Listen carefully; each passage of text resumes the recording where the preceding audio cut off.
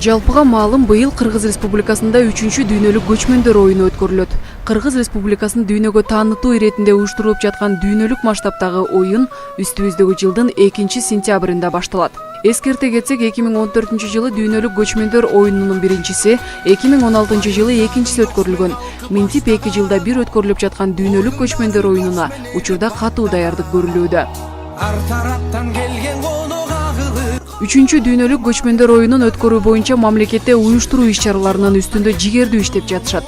Атайын түзүлгөн жаштар тобу облустарды кыдырып, дүйнөлүк көчмөндөр оюну боюнча түшүндүрмө иштерин жүргүзүшүүдө. Билим берүү министрлигинин кызматкерлери менен бирдикте уюштурулуп жаткан мындай иш-чара Касым Тыныстанов атындагы Ысык көл мамлекеттик университетинде да өткөрүлдү.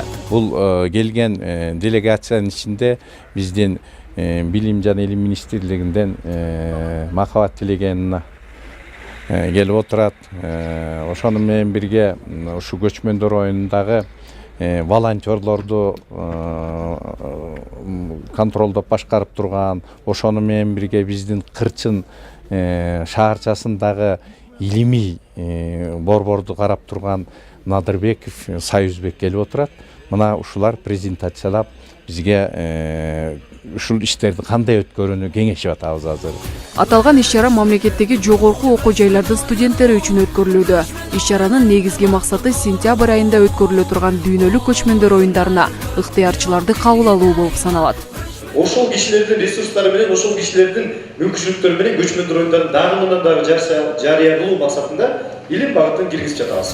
Биринчи дүйнөлүк көчмөндөр оюнунда 800 ыктыярчы кызмат кылып берген. Алардын ичинен туристтерди жандап жүргөн, жол көрсөткөн гидтер болсо, калганы бийчилер тобу болгон. Экинчи оюнда 2000 ыктыярчы кызмат кылган. Алардын 1000 комузчулар тобу, 500 ачылышында бийлегендер, 300 расмий түрдө кабыл алынган ыктыярчылар, котормочулар, 30 бала тазалык жагына жардам көрсөткөндөр, 40 коопсуздук жагын тейлеген кызматкерлер.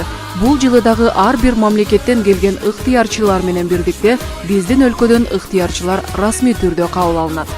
Волонтерлорду камдаганбыз, анын ичинде чет тилин жакшы билген инфактын студенттери, анан туризмден алынсын, анан физкультурниктен деп. Биз ошол студенттерибизди камдап, паспорттардын данныйларынан өйдө облус администрацияга өткөзгөнбүз да студентти. Булар эмне болушат? Мисалы азыр ошол волонтерлор биздин астыбызда отурат да. Андан сырткары бизде ушул университетибизде эмне үчүн чет тилдер, туризм, физкультура факультеттери, анын башка факультеттер катыша албайбызбы деген да суроолор туулуп атат да. Бизде каалоочулар абдан көп болуп атат волонтерлукка. Экинчи дүйнөлүк көчмөндөр оюндарында бул эки типке бөлүнөт эле. Биринчиси бул спортивный волонтер, экинчиси логисттер деп. Үчүнчү көчмөндөр оюндарында бул түшүнүктөрдүн бардыгы жок. Бизге бир гана түрдүү спорт ыктыярчы керек. Бул ыктыярчы жардамчы. Себеп дегенде спортивный баягы ыктыярчы волонтер дегенди мисалы карасак, ыктыярчылы спортсмендердин жанында жүргөн ыктыярчылар бул спортсмен болуун кереги жок да. Ал жерде интеллектуалдар керек, тил билген керек, спортсмен болуу, маданият кызматкери болуу, тил билип Кыргызстанды боюнча айтып бере алган, биякта деп көрсөтүп бере алган. Ушундай бизге бир гана типтүү, бир гана түрдөгү ыктыярчы керек. Биз жалпы саныбыз бар ыктыярчылык боюнча, ошонун баарын тең тактап алгандан кийин спортко бөлүп беребиз, маданиятка бөлүп беребиз, өздөрүнүн сураганда жараша бөлүп беребиз.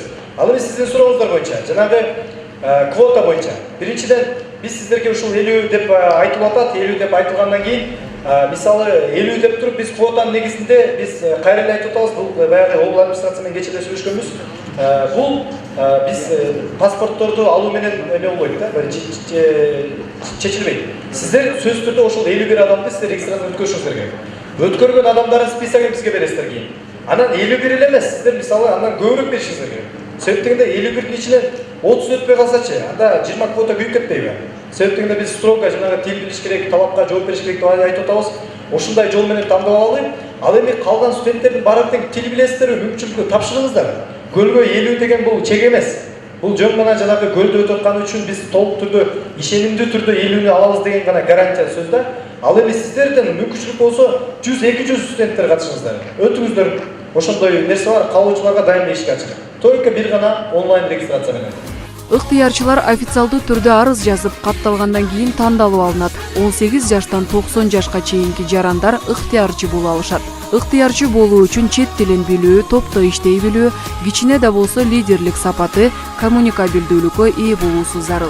Официалдуу тандалып алынган ыктыярчылардан сырткары мен мамлекетим үчүн бекер кызмат кылып берем деген жарандар ыктыярчы боло алышат. Алар көчмөндөр оюну өтө турган жерлерди тазалоо иштери, уюштуруу жана жардам берүү иштерине активдүү катыша алышат. Кыргыз мамлекетинде өтө турган дүйнөлүк көчмөндөр оюнунун мыкты деңгээлде өтүшүнө ар бир жаран кол кабыш кылса, өзүбүздүн өлкө тууралуу дүйнө жүзү таанышына мүмкүнчүлүк түзүлөт. Кабыл алынып жаткан ыктыярчылардын тамак ашы, жатакана маселеси уюштуруучулар тарабынан чечилип берилет. Баарына тең форманын баарын тең биз камсыздап беребиз. Катчылыктан жана биз уюштуруучулардын негизинен тандап бермекчибиз. Форманы беребиз, ошондой эле биздин келген ыктыярчыларга жатаканасы менен тамак ашы баары чечилет. Баары чечилмекчи, келип иштеп кеткени гана ушул гана керек да. Андан сырткары ыктыярчы болом деген сөзсүз түрдө биз талапты коюп атабыз. Жайындасы окуш керек. Биздин окутуубуздан өтүшү керек. Албетте биз жай бою жүргүзөбүз. Бул июнь айында башталмакчы.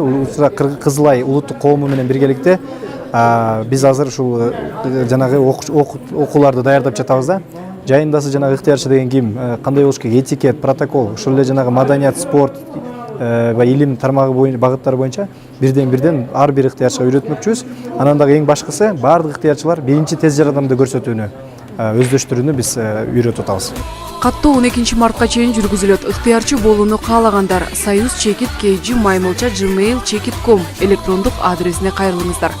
Биринчи дүйнөлүк көчмөндөр оюнуна 19 өлкөдөн келген 770 катышуучу спорттун 10 түрү боюнча таймашка чыгышкан. Анда 250 журналист кызмат кылып дүйнөнүн 40 телеканалында көрсөтүлгөн. Дүйнө жүзү боюнча 230 миллион адам түз эфирде көрүп турган. Ал эми экинчи дүйнөлүк көчмөндөр оюнунда 46 өлкөдөн келген 1200 катышуучу спорттун 26 түрү боюнча ат салышкан. Дүйнөнүн 50 телеканалында көрсөтүлүп, 500 миллион адам түз эфирден көрүшкөн. Быйылкы жылы бул көрсөткүчтүн саны дагы да жогорулайт дешет уюштуруучулар. Интеллектуалдык оюну бар экен. Дал ушул 3-4 багыт боюнча улуттук жана интеллектуалдык оюндар деген багыт боюнча бизде жарыштар жүрмөкчү. Кеңсе. Аттын катышуусу менен жарыштар. Бул учурда ушул 6 түрүндө болот. Бул ат чабыш, кунан чабыш, жорго салыш, бышты жорго. Анан биякта гладкий скачка деп турат. Бул заманбап учурда ат чабыш. Заманбап ат чабыш 1,5 километр, анан 2 километр аралыкта болмокчу. Ал эми эң акыркысы бул кыска убакыт болсо, кыска аралык болсо. Эң акыркысы бул узак аралыкка, алыска аралыкка 80 километр аттар басып өтүш керек, 80 километрде. Эми бул аттардын марафону деп атап койсок болот. Эми марафондун негизги принциби эмнеде? Биринчи келиш керек, биринчи. Мисалы биз катышкан марафондо биринчи марага ким келсе, ошо жеңүүчү деп аталат. Бирок бул марафондо аттардын марафонунда эмес.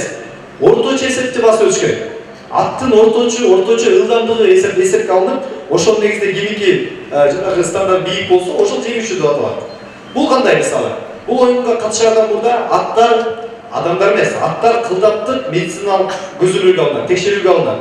Баягы жүрөктүн импульсу согушу болуп кеткен, стандартта текшерүү канчада бир минутта согуш керек экен.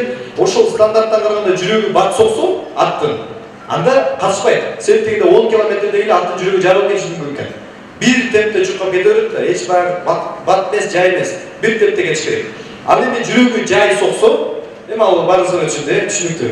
Жүрөгү башында сокпой калат го дейм анда. Ошондуктан биз эң башкысы стандартка гана туура келген аттарды бул жарышка чыгармакчыбыз. Кийинсе, аттардын түздөн-түз катышуусу менен, жанагы адам баягы катышуусу менен мисалы күч сынашуу деп айтсак болот. Бул биздин көкбөрүбүз ошондой эле эрин иш. Көкбөрү боюнча бизде Бразилиялык футболдун атасымын деп өзү жарыш алса, биз көкбөрүнүн атасымын деп жарыш алууга толук негиз бар. Жыл сайын биринчи орунду камсыздап берип атабыз. Бул жылдагы эң жогорку көрсөткүч көрсөтөбүз деген ишеничибиз зор. Ушул эки багыт боюнча болмокчу. Кийинсе, жаатуу боюнча. Эми баягы биз айтып атабыз башында. Башка бири-бирибиздин маданиятыбызды кабыл алалы, бири-бирибизди баягы толеранттуулукка, сыйлоо баягы миссияны коюп атабыз деп башында айтып кеттик. Ошондой бир негизги максатты койгондон кийин биз бул жакта башка элдердин спортторун, баягы оюндарын албоого негиз болбой калат экен да. Ошол себептен биз көчмөн элинин бардык спорт түрлөрүн бияка киргизип атабыз. Биринчиси бул Кыргызстандын ыкмасы менен атылган жаатуу ыкмасы, экинчиси түрк Түрк элинин жаат ыкмасы менен болгон жааттуучу ушундай бир жарыш, кийинкиси Түштүк Корея элинин жаат ыкмасы менен ушундай бир конкурс жүрмөкчү. Анан эң акыркысы аттын үстүндө, то есть астында жана аттын үстүндө баратып мели так атуу боюнча. Так мели атуу боюнча илгерки көз катар берген дегендин принцибинде да. Бирок ата бабаларыбыз жоокерлерибиз ушинтип эле илгертен аттын үстүндө эле кандай баягы мүмкүнчүлүктөр болбосун баардык жерде ушундай жолдор менен эле жаатып жүрүшөт эле. Ошол нерсени көрсөтүшсө, эң акыркысы жааны алыска атуу боюнча. Бул ушундай бир 6-5 түрү боюнча бизде оюндар жүрмөкчү. Уюштуруучулардын айтымында кезектеги көчмөндөр оюну буга чейинки өткөрүлгөн оюндан бир топ айырмаланат. Ага дүйнөдө ойнолуп жүргөн көчмөндөрдүн оюндары кошумча киргизилет. Күч сынашуу бул аркан тартыш, таяк тартыш, анан кол күрөш, мунун баары тең ипподромдо фокто өтмөкчү. Мындан сырткары көрсөтмө оюндар көрсөтүлөт. Ар бир мамлекеттин өзүнө тиешелүү төө жарыш, эшек жарыш сыяктуу оюндары ээлери тарабынан көрсөтүлөт. Дүйнөлүк көчмөндөр оюнунун жеңүүчүлөрү тактап айтканда күрөштө көкбөрүдө жеңген жеңүүчүнүн, ошондой эле мыкты деп табылган Жаачы айым жана Жаачы мырзанын ысымы, Улуу Баатырдын ысымы дүйнөлүк көчмөндөр оюнунун китебине алтын тамгалар менен басылат.